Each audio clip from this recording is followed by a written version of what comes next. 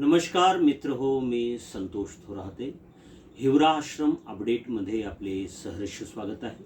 मित्र हो, आज 22 एप्रिल हा जागतिक वसुंधरा दिन म्हणून जगभरामध्ये मोठ्या उत्साहात साजरा केला जातो.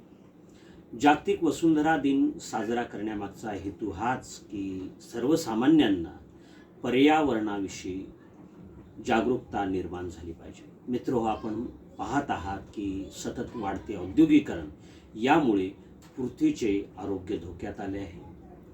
जल प्रदूषण, वायू प्रदूषणात झपाट्याने वाढत आहे. यामुळे पृथ्वीचे संरक्षण करणे हे प्रत्येकाचे आद्य कर्तव्य आहे.